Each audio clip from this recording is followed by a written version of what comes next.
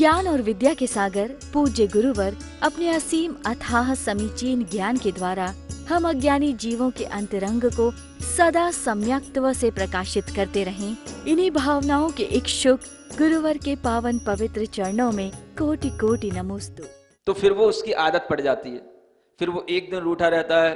कभी माता पिता को गुस्सा आ गया तो रूठा रहने दो, पड़ा रहने दो, तो एक दिन भूखा भी रह लेगा वो। समझ आ रहा है? तो परेशान होएगा और परेशान करेगा। ये किसके कारण से? मान कसाय के कारण से। अब आपको समझ में आ गया? दो ही कसाय अभी समझने की हैं। कौन कौन सी? क्रोध कसाय और मान कसाय। क्रोध कसाय के कारण से हम क्या क्या लक्षण हमारे शरीर में प्रकट हो जाते हैं?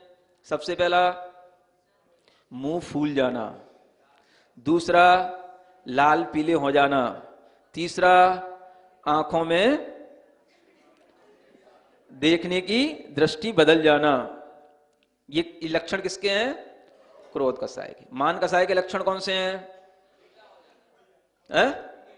बिल्कुल रूठ जाना, ये मान कसाय के लक्षण है। किसी भी बात को लेकर के बहुत देर तक अनमने बने रहना, किसी को भी देख करके मुझे भी ऐसी चीजें चाहिए, इस बात को लेकर के अपने अंदर परेशान होना, ये सब क्या है? ये मान कसाय के लक्षण है। ठीक है ना?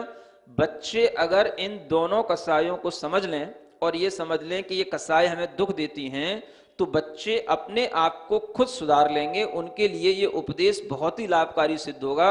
हर बच्चे को इस तरह की भीतर की कसाय की प्रवृत्ति कंट्रोल में करने की एक शिक्षा मिल जाए तो आज बच्चों के माध्यम से बहुत कुछ समाज की, धर्म की उन्नति हो सकती है।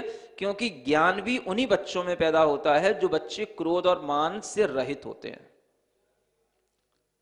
वही बच्चे अच्छी बातों को सीखने के लिए एक अपना नेचर बना पाते हैं, जिसे हम बोलते हैं एक्सेप्टेबल नेचर।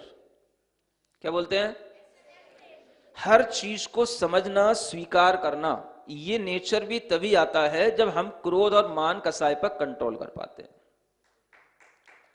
तो इसी नेचर में हमें आना है, बनना नहीं है।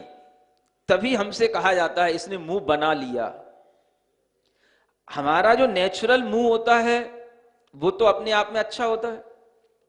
क्रोध करके हम मुंह बना लेते हैं, मतलब वो हम बनाते हैं अपने आप को। क्रोध हमारा स्वभाव नहीं है, हमें वो बनाना पड़ता है। जस्ट लाइक जैसे मेकअप करना पड़ता है। समझ आ रहा है ना? ऐसे तो हमें ना तो मुंह बनाना है, ना हमें मुंह बना करके रूठ करके बैठना है। ये अगर हम दो चीजें अपने मन में ध्यान में रखें तो हम बहुत अच्छे बच्चे बन जाएंगे, उन्हीं खिलते हुए फूल की तरह, जिनको देख करके हर कोई उन फूलों को पाना चाहता है, उनसे अपना लगाव रखना चाहता है और हर कोई उन फूलों से खुश होना चाहता है। ऐसे हर बच्चे से हर कोई परिवार का व्यक्ति खुश होएगा, प्रसन्न रहेगा, अगर वो बच्चा हमेशा फूल की तरह खिलता रहेगा। है? समझ में आ रहा है? क्या करना है? फूल की तरह खिलना है, या शाम के फूल की तरह बिल्कुल ढल जाना है, मुरझा जाना है, या जो अभी फूल जैसा नहीं बना उस कली की तरह बस ऐसे ही अपनी पंखुड़ियां बंद करके पड़े रहना है, किसी को खुशबू नहीं देना है? कैसा बनना है? फूल जो खिलता है वही खुशबू देता है। इसलिए बच्चे को खिलता हुआ खुशबूदार फूल बनने का भाव रखना है। हमें क्या बनना है?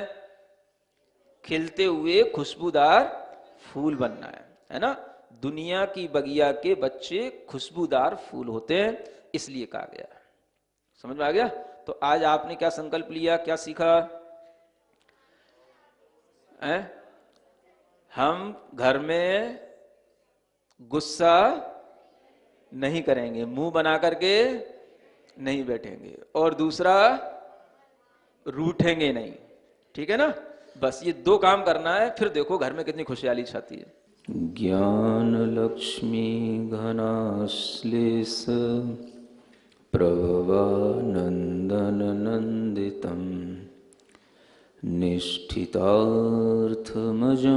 नौमि परमात्मानमव्ययम्।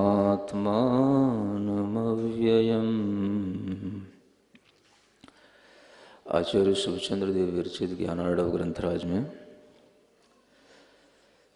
कसायों की शांति के लिए सम भाव का, शांत भाव का आलम्बन लेने को कहा गया था। कसायों की शांति करने के लिए आपको शांति का ही आलम्बन लेना है। शांति माने जिसे हम प्रशम भाव कहते हैं, सम भाव कहते हैं, जिसे हम क्रोध आदि के उदय से रहित भाव कहते हैं, वह सम भाव, उसका आलम्बन लेने पर ही हमें शांति मिलती है। यह संयोग की बात है कि कषायों की शांति करने के लिए जो आप यह प्रकरण पढ़ रहे थे, उसी के साथ साथ आपको शांतिनाथ भगवान की पूजा स्तुति विधान करने का भी एक मौका मिल गया। और शांतिनाथ भगवान की जो आपने स्तुति, विशेष रूप से जो नवीन स्तुति लिखी गई है संस्कृत और हिंदी में, वह स्तुति जो आपने प्रारंभ की है शांतिनाथ स्तोत्र शतकम के माध्यम से, उसमें आप शांतिनाथ भगवान के जो गुणगान कर रहे हैं, पूजा कर रहे हैं, भगवान की भक्ति कर रहे हैं, वह सब भी अपने पापों की शांति के लिए ही कर रहे हैं। और जो हमारे अंदर ये कषाय भाव हैं, ये सभी पाप भाव ही कहलाते हैं। इन्हें पाप के रूप में बहुत कम लोग समझते हैं। जब भी हमसे पूछा जाता है पाप कितने होते हैं, तो हम कहते हैं पाप 5 होते हैं: हिंसा, झूठ, चोरी, कुशील और परिग्रह। कभी आपने ये कहते हुए सुना किसी को कि पाप 5 के अलावा और भी बहुत से होते हैं? कसाय करना भी पाप होता है, क्रोध आदि कषाय भी पाप रूप हैं। ये भाव जब तक भीतर से हमारे लिए पाप के रूप में, स्वीकारता के रूप में नहीं आता कि क्रोध कषाय आदि ये भाव भी पाप भाव हैं, तब तक हम भगवान की भक्ति से कभी भी अपने अंदर के पाप की शांति कर नहीं सकते। तो जैसे जैसे व्यक्ति अपनी वृत्तियों को समझता चला जाता है, जैसे जैसे उसे शास्त्रों का अध्ययन होता चला जाता है, वह धीरे धीरे समझने लगता है कि पाप केवल इन बाहरी वृत्तियों का नाम ही नहीं है, भीतर से जो कसाय हैं, जिनसे हम अपने आप को दुखी करते हैं, पीड़ित करते हैं, ये भी पाप भाव कहलाते हैं। इसी पाप की शांति करने के लिए, इन कसायों की शांति करने के लिए हमें तीर्थंकर के चरणों का आलम्बन लेना होता है। चूंकि तीर्थंकरों ने अपने सभी पापों की शांति कर ली है, कसायों का अभाव कर लिया है, इसलिए यदि हम उनका गुणगान करते हैं, उनकी स्तुति पूजा इत्यादि करते हैं, तो हमारे अंदर भी एक शांति का भाव अपने आप पैदा होता है। जब हम शांतिनाथ भगवान की विशेष रूप से स्तुति का भाव देखते हैं, तो जैसा कि ये नाम ही है शांतिनाथ, तो नाम में ही इतनी पावर होती है कि उस नाम के प्रभाव से भी हमारे अंदर एक शांति का भाव उत्पन्न हो जाता है। क्रांतियां क्रोध आदि के विषय में सभी के अंदर रहती हैं, लेकिन शांति को प्राप्त करने के लिए हमारे अंदर जो ज्ञान आना चाहिए, वो ज्ञान भगवान की स्तुति से आता है, भगवान की पूजा करने से आता है। और जो विशेष विशेष स्तुतियाँ कुछ जो आचार्यों ने लिखी हैं, अगर हम उन स्तुतियों को भी पढ़ते हैं, उनका भी हम अर्थ समझ कर के भगवान की भक्ति में अपना मन लगाते हैं, तो हमारे कषायों की शांति होती है। ज्ञानार्णव में उपदेश दिया गया कि आप शांत भावों का आलम्बन लें, सम भावों के माध्यम से अपनी कसायों को जीत लें। लेकिन सम भाव का आलम्बन कैसे लें, कैसे हम अपने अंदर के शांति भाव को बढ़ाएं? तो उसके लिए ये प्रक्रिया आपके सामने ला रहा हूं कि आप शांतिनाथ भगवान की स्तुति करें, जिन्होंने अपने अंदर शांति प्राप्त की है, उन शांतिनाथ भगवान की स्तुति से ही आपके अंदर के पापों की शांति होगी, कषायों की शांति होगी। इसलिए भगवान की स्तुति करने का अपने मन के अंदर एक अच्छा पवित्र भाव हमेशा बना करके रखना चाहिए। कुछ स्तुतियाँ जो पूर्व आचार्यों ने लिखी हुई हैं और जिन्हें सभी साधु जन पढ़ते हैं, व्रती जन पढ़ते हैं, आर्यिकाएँ भी पढ़ती हैं, मुनि महाराज भी पढ़ते हैं, वह स्तुतियों के भावों से हम अपने अंदर उस उत्कृष्ट शांति भाव को प्राप्त कर सकते हैं जिस उद्देश्य से वो स्तुतियाँ रची गई हैं। एक छंद आपको पहले भी पढ़ करके बताया था, आपके सामने हम यही चाहते हैं कि जिस तरह से आपने उपदेश सुना है कि हमें शांति प्राप्त करने के लिए शांति का अवलंबन चाहिए, कसायों को नष्ट करने के लिए शांत भाव चाहिए, हम चाहते हैं कि आप प्रैक्टिकल करें। शांति की उपासना करने के लिए शांतिनाथ भगवान की स्तुति करें, अन्यथा शांति देवी आपके अंदर कैसे आएगी? क्रोध रूपी राक्षस तो मुंह बाए खड़ा हुआ है और शांति देवी आपके पास में है नहीं। किसी का नाम तो नहीं है ना? वो देवी से भी कुछ काम होएगा नहीं जो नाम वाली देवी होगी। जब तक आपके अंदर वह शांति का भाव नहीं आएगा शांतिनाथ भगवान की स्तुति करने से, तब तक कोई भी देवी, कोई भी देवता शांत भाव में रह नहीं सकता और वो आपके लिए प्रसन्नता का कारण बन नहीं सकता। तो इसलिए यह उपक्रम एक प्रैक्टिकल रूप में चल रहा है कि हम शांतिनाथ भगवान के गुणों को देखते हुए उनकी स्तुति भी करें और समझें कि किस तरह से स्तुति करने में हमारे अंदर श्रद्धा बढ़ती है और हम उस स्तुति का लाभ उठा पाते हैं। तो ये शांति भक्ति आपके समक्ष है। इसका पहला छंद पढ़ करके, चूंकि पहले छंद का अर्थ पहले बताया जा चुका है, फिर भी पहला छंद पढ़ करके दूसरा छंद पढ़ते हैं। न स्नेहात् शरणं प्रयान्ति भगवन् पादद्वयं ते प्रजा हेतुस्तत्र विचित्र दुःख निचयः संसार घोरार्णवः अत्यंत स्फुरदुग्र रश्मि निकर व्याकीर्ण भूमंडलो ग्रैष्मः कारयतीन्दुपादसलिल छायानुरागम रविः। जब हम भगवान के चरणों में पहुंचते हैं तो हमारे मन में स्तुति के इन भावों से ये पता चलता है कि हम भगवान के पास में स्नेह से आए या अपने दुखों से दुखी होकर के आए।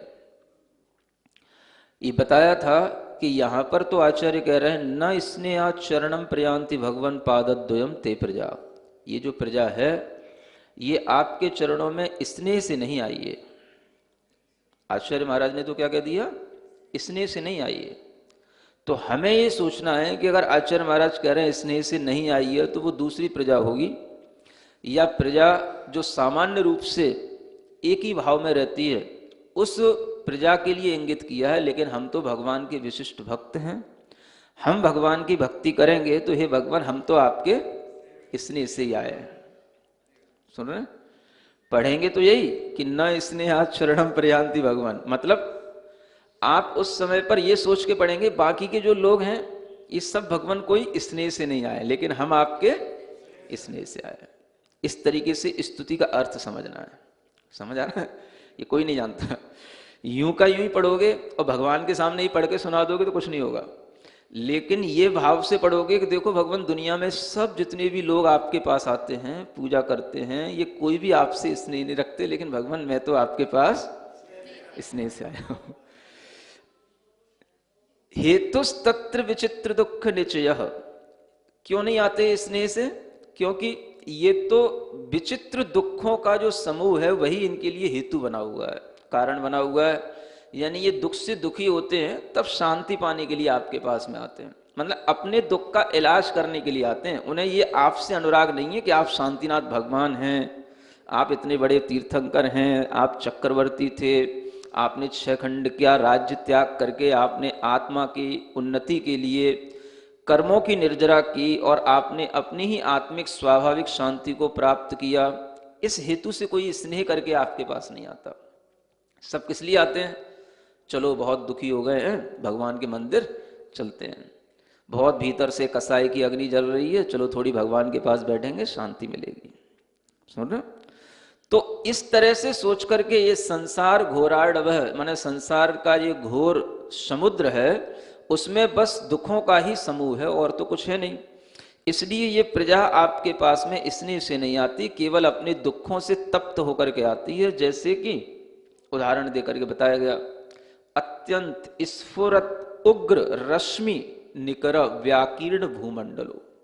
भूमंडल माने ये जो पृथ्वी तल है, पृथ्वी मंडल है, जब ये अत्यंत स्फुरायमान उग्र रश्मियों वाले रवि की किरणों से ये पूरा का पूरा व्याप्त हो जाता है, आक्रांत हो जाता है, तो यहां पर लोग क्या करते हैं? उस ग्रीष्म के कारण से इंदुपाद सलिल, इंदुपाद माने चंद्रमा की किरणों का आश्रय लेते हैं, सलिल माने जल का आश्रय लेते हैं, और फिर छाया का आश्रय लेते हैं। इसलिए उन्हें इन चीजों से जो अनुराग उत्पन्न होता है, यह अनुराग तो रवि के कारण से उत्पन्न हो रहा है, जो रवि ग्रीष्म को उत्पन्न कर रहा है। तो इसी तरीके से हे भगवान, आपके चरणों में जो इस प्रजा का अनुराग उत्पन्न हो रहा है, वो संसार के दुखों के कारण से हो रहा है, आपके प्रति स्नेह से किसी को अनुराग नहीं हो रहा है। ये किसने कहा? ये आचार्य पूज्यपाद महाराज ने कहा। भगवान की भक्ति करते हुए शायद वो कह रहे होंगे, तो वो भी यही सोच करके कह रहे होंगे कि जैसे भगवान ये सब प्रजा आपके लिए स्नेह नहीं रखती, माने हम स्नेह रखते हैं। भाव तो यही निकल रहा है ना। उसी तरीके से जब भी आप पढ़ें इस स्तुति को, ये सोच करके कि हे भगवान, हम तो आपके स्नेह से आए, हमें जिन बिंब देखने का स्नेह, हमें जिन दर्शन करने का स्नेह, हमें भगवान की भक्ति करने का स्नेह, हमें भगवान के प्रति स्नेह है, इसलिए भगवान हम आपकी भक्ति कर रहे हैं। इससे हमें ये सीखना है। समझ आ रहा? तो हमें भगवान के प्रति स्नेह बनाना है। भक्ति तो यूं सभी लोग करते हैं, लेकिन उन्हें पता नहीं होता कि भक्ति करने आए क्यों। तो महत्वपूर्ण तो वही होता है, प्रयोजन क्या, आप क्यों आए। जैसे दर्शन करने बहुत से लोग आते हैं, नहीं समझ आ रहा, कहीं पे कोई रिश्तेदारियां हैं, शादियां हो रही हैं, है ना, उन्हें पता पड़ा महाराज यहाँ विराजमान है, तो दर्शन करने आ गए। तो दर्शन करने तो आए, लेकिन उद्देश्य क्या था? दर्शन का उद्देश्य नहीं था, उद्देश्य तो यहां शादी अटेंड करने को आने का था ना। नहीं समझे? हर चीज में प्रयोजन ही तो देखा जाता है, हर चीज में प्रयोजन ही मुख्य होता है कि आपके उद्देश्य में क्या था। आपने जितना उद्देश्य बनाया उतना तो आपको लाभ मिला, ये बात ठीक है कि आपने सोचा चलो यहाँ शादी में आए थे, चलो महाराज के दर्शन भी कर लेते हैं, तो अच्छी बात है, आप दर्शन करने भी आ गए। लेकिन आप कहीं बहुत दूर से महाराज के दर्शन करने के लिए आए हैं या केवल शादी अटेंड करने आए हैं, जो आपका वहां से प्रयोजन चल के आ रहा है, उस प्रयोजन से ही आपको अंदर ये भाव देखने में आएगा कि आपका अनुराग किस ओर है ना। कभी ऐसा भी होता है कि चलो महाराज के दर्शन करने चलते हैं, शादी भी अटेंड हो जाएगी। नहीं, देखो काम तो दोनों होने हैं। मान लो आपके मन में भाव आगे वाला कौन सा और पीछे वाला कौन सा, बस इस पर निर्भर करेगा। समझ आ रहा है? और जो आगे वाला भाव होगा उसी के अनुसार आपको पुण्य भाव मिलेगा। तो आपने अगर ये मन बनाया कि चलो शादी में चलते हैं, महाराज के भी दर्शन हो जाएंगे, तो ये भाव पीछे का हो गया, महाराज के दर्शन वाला, है ना। और अगर काम तो आपको उसी स्थान पर दोनों करने हैं, लेकिन भाव की बात है, और आपके मन में ये भाव आता नहीं हम महाराज के दर्शन करने आ रहे हैं, शादी भी हो जाएगी, वो भी अटेंड कर लेंगे, काम तो वही है। आप शादी भी अटेंड कर रहे हो, महाराज के दर्शन भी कर रहे हो, लेकिन एटीट्यूड में जो एक अंतर आ रहा है वो किस बात का, कि आप प्रेफरेंस किसको दे रहे हो, आपके लिए इंपॉर्टेंस किस चीज की है, आप किस चीज को आगे लेकर के चल रहे हो। और जिस चीज को आगे लेकर के चलोगे उसी के अनुसार आपके अंदर उस अनुराग के कारण से वैसा ही पुण्य या पाप अर्जित होगा। आप अपने घर से बहुत दूर से शादी के लिए यहां तक आए, भाव क्या था, विवाह में आना है, विवाह कार्यक्रम में सम्मिलित होना है, हमारे रिश्तेदार हैं। तो ये विवाह का कार्य ये संसार का कार्य, ये तो आपके लिए राग के साथ में ये भी चल रहा है, तो ये जो राग है, ये राग तो आपके लिए पाप बंध का कारण बना। फिर उसमें आपने थोड़ा सा पुण्य कर लिया, चलो महाराज के दर्शन भी कर लिए, है ना। अब वहीं पर आप पहले ये भाव लेकर के आते कि हम महाराज के दर्शन करने आ रहे हैं, तो ये राग किससे? महाराज से। ये राग आपके लिए पुण्य का कारण बनता है। और फिर आप उसमें थोड़ा सा पाप करने के लिए वो वाला भी राग कर लेते, चलो थोड़ी सी शादी भी अटेंड कराते, दोनों काम हो गए। ये सिर्फ गणित है। जो व्यक्ति पाप पुण्य का गणित जानता है, वो अपने भावों के गणित को लगा करके अपने लिए उसी स्थिति में, उसी कंडीशन में, उन्हीं कार्यों में अपने पुण्य को बढ़ा सकता है। ये सिर्फ गणित लगाना आना चाहिए आपको, मैं बता रहा हूं। समझ आ रहा है? और काम वही होना है, टाइम उतना ही लगना है, इससे कोई मैटर नहीं है। जैसे मान लो आप वहां से आए तो पहले आप यहीं पे आए, ये कोई जरूरी नहीं है। आप रिश्तेदार के घर पे ही पहुंचे, वहीं उतरे, वहीं पर खाएं पिए, वहीं पर फ्रेश हो, लेकिन आपके उद्देश्य में क्या था? पहले महाराज दर्शन करके आते हैं, है ना। फिर शादी का टाइम तो शाम को होगा, रात को होगा, 1-2 घंटे अटेंड कर लेंगे, ऐसा मन में सोच करके ज्यादा टाइम कहां देना? यहां देना। अगर ऐसा मन में विचार कर लोगे तो क्या होगा? आपको पुण्य का बंध अधिक होगा और आपके लिए यह समझ में आएगा कि आपको थोड़ा इन कार्यों से, संसार के कार्यों से विरक्ति है ना। उसमें जो हमारी जो इंटेलिजेंसी है वो थोड़ी सी कम है। ये आपके अंदर की वृत्ति अगर होगी तो संसार से दूर हटने पर आपके अंदर यह पुण्य भाव आएगा। तो हमें हर जगह पर इसी तरीके की वृत्तियां अपनानी चाहिए। एक समझदार श्रावक को जो किसी भी निमित्त से कहीं भी बाहर जाता है ना, व्यापार के निमित्त से जाता है, साधुओं के दर्शन भी करता है, तो वो ये सोच करके चले कि मुझे गुरु के दर्शन करने जाना है और उसके साथ में व्यापार का काम भी हो जाएगा। समझ आ रहा है? और एक ये सोचना कि हमें व्यापार के निमित्त से जाना है, लौट के आएंगे गुरु के दर्शन कर लेंगे। तो थोड़ा सा अंतर जो आ गया एटीट्यूड में, यही आपके अंदर उस पुण्य की कमी लाएगा। काम वही होएगा। ये गणित है बहुत अच्छा, समझ में आ रहा है? तो आपको इस गणित के अनुसार ही अपने भावों को समझना, अपने भावों को उत्पन्न करना। इसलिए यहां पर कहा जा रहा है कि हम हमेशा अपने अंदर भगवान के प्रति, देव शास्त्र गुरु के प्रति अनुराग का भाव रखें। किसका भाव रखें? अनुराग का। उस अनुराग के माध्यम से ही आपको इस तरह की उपलब्धियां होंगी। और इस तरह से जब आप अपने अंदर भगवान के प्रति अनुराग रखेंगे तो आपके लिए जो पुण्य भाव आएगा वो भाव अच्छा होगा।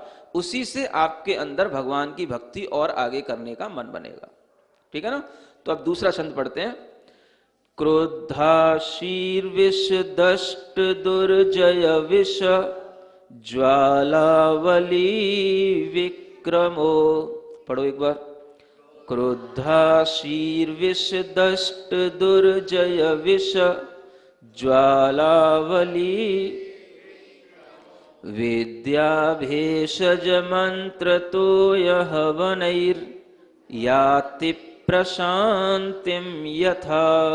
विद्याभेषज याति प्रशांतिम यथा तदवत्ते चररारुडाम्बुजयुगस्तोत्रोन्मुखानां नृणां तदवत्ते स्तोत्रोन्मुखानां नृणां विघ्नः काय विनायकाश्च सहसा शाम्यन्त्यहो विस्मयः। विघ्नः काय विनायकाश्च सहसा शाम्यन्त्यहो विस्मयः। देखो क्या कहते हैं, हे भगवान, जो आपकी स्नेह के कारण से स्तुति करते हैं उनके लिए स्तुति मात्र से ही विघ्न यानी अनेक तरह के जो विघ्न हैं वो दूर हो जाते हैं। विघ्न जानते हैं? आपके कार्यों में अनेक प्रकार के विघ्न पड़ते हैं, कार्य लंबे समय तक नहीं होते हैं। विघ्नों के कारण से, उन अंतराय कर्मों के कारण से आपके छोटे छोटे कार्य भी सालों तक खिंच जाते हैं। और विघ्न के कारण से आपको उपलब्धियां जो हासिल होने वाली थी वो भी लंबे समय के लिए टल जाती हैं, या चीजें हाथ में आते आते भी छूट जाती हैं। किस कारण से? विघ्न के कारण से।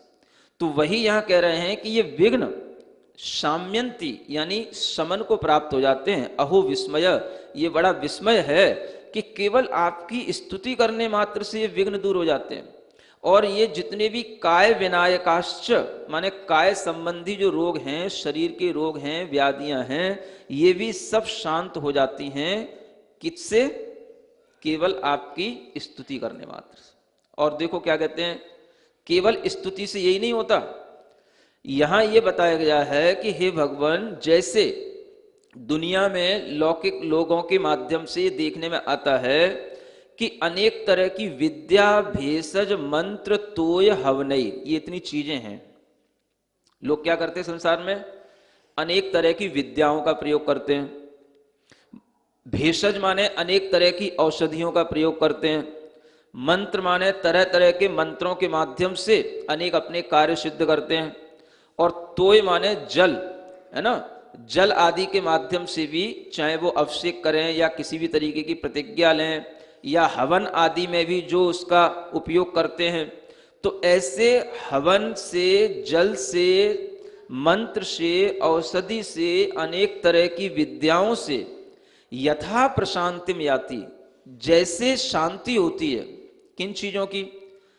क्रुद्धा शीर्विष दष्ट दुर्जय विष, कोई क्रुद्ध आसी विष नाम के जैसे सर्प होते हैं बड़े बड़े, उनके भी अगर विष हो जाते हैं तो वो विष की भी शांति के लिए इन चीजों का उपयोग करना पड़ता है। ज्वालावली यानी कि बहुत कहीं पर आग लग रही हो तो उस आग की शांति के लिए भी मंत्रों का उपयोग किया जाता है, हवन किए जाते हैं, अनेक विद्याओं का उपयोग किया जाता है, तब जाकर के वो चीजें शांत होती हैं।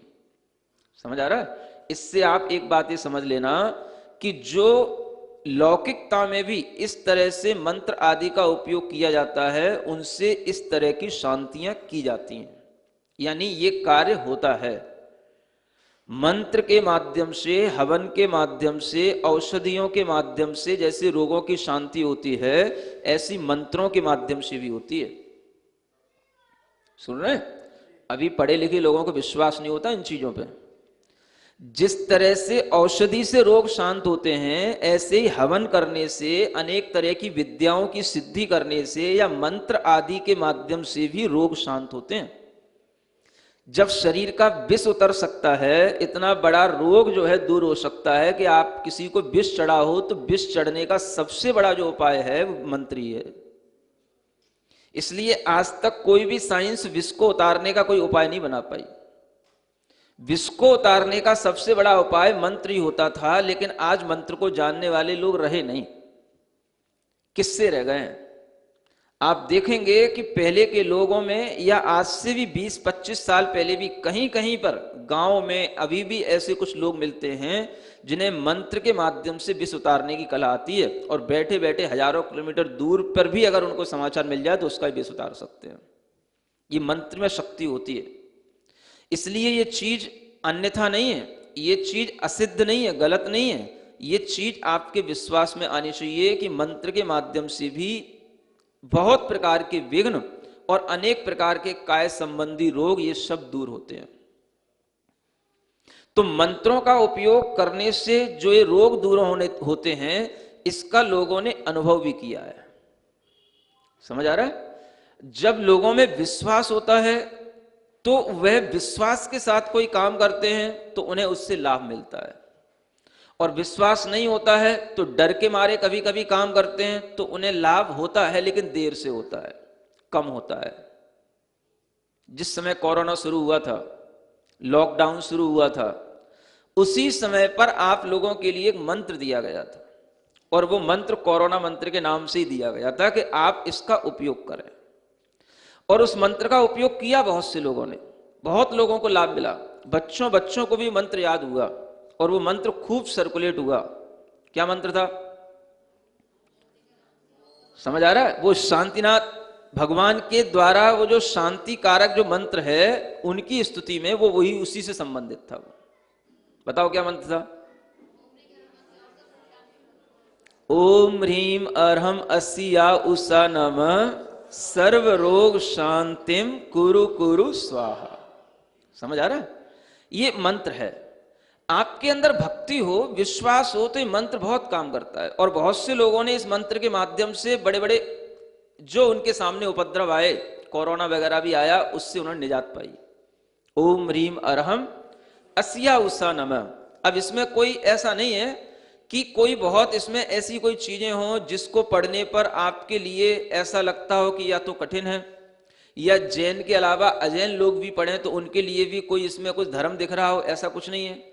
हमें अक्षर हैं ये, अगर अक्षरों का महत्व जानते हो तो ठीक है, और नहीं जानते हो तो भी मंत्र के माध्यम से श्रद्धा करके पढ़ोगे, आपको लाभ मिलेगा। ओम ह्रीम अर्हम अस्या उषा नमः सर्व रोग शांतिम कुरु कुरु स्वाहा। समझ आ रहा है? ये कौन करेगा रोगों की शांति? तो अस्या उषा। समझ आ रहा है? अगर आपको ये अक्षर समझ में आते हो तो ठीक है, नहीं समझ में आते हो तो भी व्यापक अक्षर हैं। अक्षर भी अपने आप में मंत्र होते हैं। समझ आ रहा है? अ माने आपके लिए अरिहंत हो सकते हैं। अ माने शब्द शास्त्र के अनुसार अ अक्षर ब्रह्म का प्रतीक होता है। ब्रह्म माने शुद्ध आत्मा का प्रतीक होता है। समझ आ रहा है? अ माने अरिहंत आप कहते हैं तो शुद्ध आत्मा की तरफ ही जाते हैं। अ माने ब्रह्म होता है ना? सी माने हर तरह की सिद्धि करने वाला आत्मा, बस वो सी है।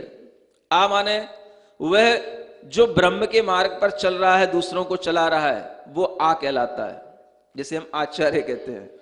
उ माने चाहे आपके लिए वह उमापति हो, चाहे उपाध्याय हो, चाहे उमा स्वामी हो। समझ आ रहा है? वो क्या है? वो ऊ के रूप में है।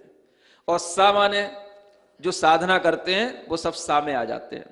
आपके लिए वो साधु हो, कोई साधु को नहीं जानता तो साधना करे सो साधु। समझ आ रहा है? व्यापक है ये। व्यापक दृष्टिकोण से देखो, जैन अजैन सबके लाभ के लिए है। ओम ह्रीम अर्हम अस्या उषा नमः सर्व रोग शांतिम कुरु कुरु स्वाहा। और इससे लाभ मिलता है। आप देखें कि इन मंत्रों में शक्ति है, तभी आचार्य यहां कह रहे हैं कि जिस तरह से मंत्रों के प्रयोग करने से हे भगवान लोग अपनी इन व्याधियों की शांति करते हैं, कहीं अग्नियां लग जाती हैं, बाढ़ आ जाती हैं, उपद्रव होते हैं, लोगों को पता नहीं होता, सब देखते रह जाते हैं, लेकिन कोई शांति के लिए उपाय नहीं करता कभी। समझ आ रहा? कभी आप ऐसा कर सकते हो? आपको पता ही नहीं है, क्योंकि आपके अंदर विश्वास ही नहीं है। इसलिए कभी कोई उपद्रव जब होते हैं तो रुकते नहीं है। समझ आ रहा है? ये उपद्रव रुकते हैं, आपके अंदर विश्वास होना चाहिए, आपके अंदर ये भाव होना चाहिए कि ये उपद्रव रुकने के लिए हमें इन मंत्रों का आलम्बन लेना है, तो उपद्रव रुकते हैं। समझ आ रहा है? मैंने अपने जीवन में अनुभूत किया है, बताऊंगा नहीं कि कब कब कहां कहां उपद्रव रुके हैं। इन्हीं मंत्रों की शक्तियों से वो उपद्रव रुकते हैं, बड़े बड़े उपद्रव, बड़े बड़े। समझ आ रहा है? और वो कैसे रुकते हैं? जब आप इस पर विश्वास करेंगे। बस आज आप देख रहे हैं दुनिया में लोग तमाशा देखते खड़े रह जाते हैं, करते कुछ नहीं है। जैन लोग भी तमाशा देखते खड़े रह जाते हैं, करते कुछ नहीं है। णमोकार मंत्र भी बोलने का साहस नहीं होता, बस मुंह बाय खड़े रह जाएंगे, क्या हो गया ये, क्या हो गया ये। हा? आपके अंदर किसी चीज पर विश्वास तो हो। आपने अपनी जिंदगी भर की पूजा से, आराधना से क्या पाया? किसी शब्द पर, किसी मंत्र पर अगर आपके अंदर विश्वास होगा तो उसी समय पर उस विश्वास से सब काम होता है, लेकिन लोगों में विश्वास नहीं रहता। अगर आपने केवल ओम अरहम नमः का भी भाव अपने अंदर श्रद्धा के रूप में रख करके गुणगान किया है, उसकी खूब जाप की है, तो वो भी आपके लिए मंत्र बन जाता है, और उस मंत्र से भी आप बहुत बड़े बड़े लाभ प्राप्त कर सकते। केवल ओम अरहम नमः मंत्र अपने आप में बीजाक्षर शक्तियों को लिए हुए रहते हैं। बस हमारी श्रद्धा की बात है, हमारी श्रद्धा उससे जुड़ेगी, सब कुछ होगा। उसी तरीके से यहां आचार्य कह रहे हैं, भगवान जब कभी इस तरीके के उपद्रव हो, कोई विष का किसी के ऊपर कोई रोग चढ़ रहा हो, कोई विष चढ़ रहा हो, कहीं आग लग रही हो, कोई किसी का उपद्रव, प्राकृतिक आपदा का कोई पराक्रम दिखाई दे रहा हो, ये सब चीजें करने की भी जरूरत नहीं है। न किसी विद्या का आलंबन लेना है, न कोई औषधि का प्रयोग करना है, न कोई मंत्र का प्रयोग करना है, न कोई हवन करना है।